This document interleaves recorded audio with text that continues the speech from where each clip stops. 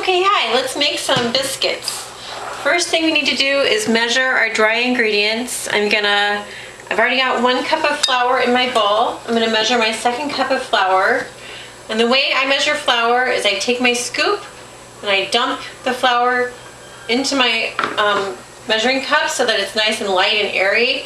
If you scoop it up into the measuring cup, it'll cram it in there and you won't have the right amount of flour. You'll have too much. So then once I've got it lightly in there, I just use my scoop to level it off and I dump it into the bowl. I'm going to set my flour aside, and I've already measured out my baking powder, my sugar, my cream of tartar, and my salt. They're all right here, so I'm going to put them into the bowl and set that aside. And I use a wire whisk to mix all those dry ingredients together so they're well blended before I try to add my wet ingredients. Otherwise you'll get a little pocket of salt or baking powder and it won't taste right, and it just won't raise the biscuits up well either. So it's all mixed together just with a little wire whisk. If you don't have a whisk, you can use your pastry cutter or a fork to blend it, but you should have a whisk. Every kitchen needs a whisk. Okay, done with that. Now I'm gonna take my my butter. Butter is what you really want. It's better than shortening or margarine. It'll taste better. It's healthier for you. And I keep it in the fridge until the very last minute when I'm ready to use it, because otherwise it starts to melt. You don't want your butter melted at all. And also, before I get started, the way I like to do it is chop up my butter into little chunks so that it's easier to blend into the flour.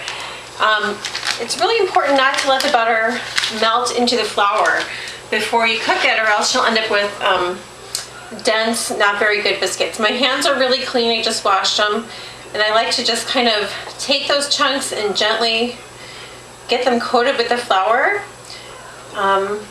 This, I think, is just a shortcut to trying to use the pastry blender for the whole thing.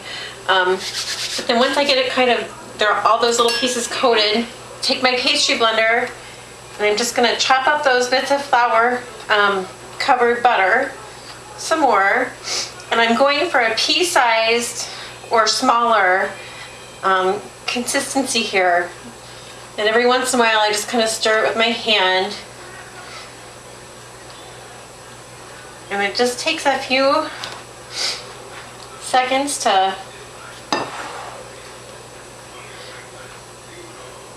sometimes I just push it through the pastry blender with my hands, but I just want to find all the bigger chunks and get the chunks all kind of a consistent size. I don't know if this is probably not the typical way of doing it, but it's what works for me. The key thing here is just to get this done fairly quickly and keep the butter from melting while you're getting it mixed up. Every little bit of butter here is going to add a layer of flakiness to your end product in those biscuits. And keeping the ingredients all fairly cold and chilled is really important. If you're working on a hot day, you might even want to put your flour in the fridge before you make your biscuits. Anything you can do to keep that butter from melting or getting soft before you put it in the oven will make a lighter, flakier biscuit.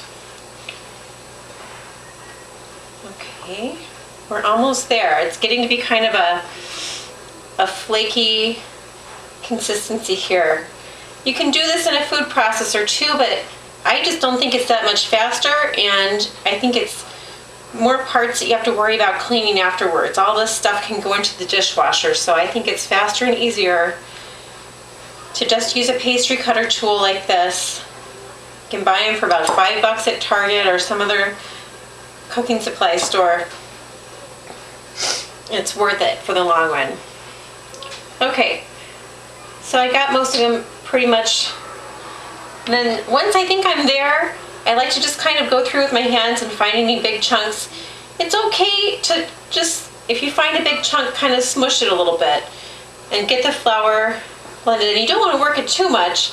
The goal here is just to get the big chunks smoothed out a little bit, because you don't want, the thinner your chunks, the flakier your biscuits will be.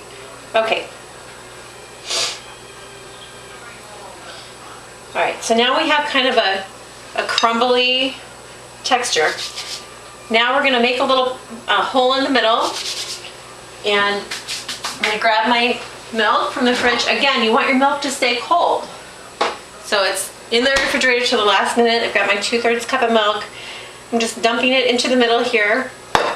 And I'm gonna take my fork and just kind of fold in that milk.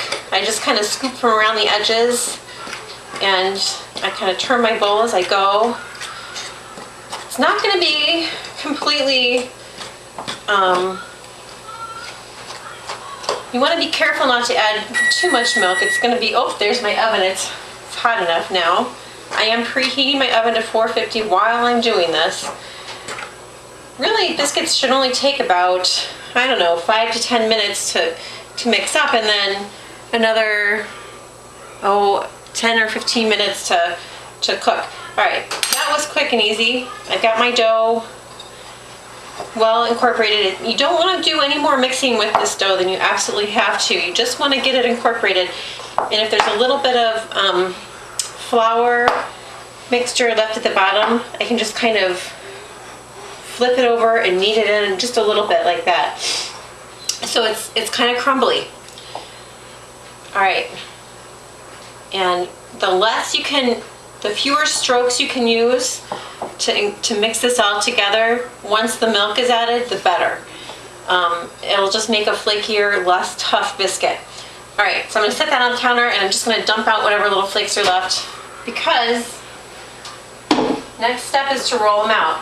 I'm gonna use a little bit of flour on my counter to keep that dough from sticking, and I'm just gonna use whatever's left of the, and you do wanna try and keep it from sticking, but no more flour than you really absolutely need to keep it from sticking, just a small handful. I'm gonna pat it out into kind of a circle and try and keep the edges cohesive so that they're not gonna wanna crumble away. I'm gonna roll it out till it's about 1 inch thick. And sometimes I like to, halfway through, flip it over, dust off any extra flour, and that way it seems like it wants to stick less to the counter. If you have a hard time with this, with keeping it from sticking, it's okay to just put a piece of wax paper down before you start, and dust the wax paper with flour, and then it's easier to peel off the wax paper. But with practice, it's okay to just put it right on the granite countertop. Okay, I have a circle cutter. I don't have a biscuit cutter. The cutter I happen to have has crinkle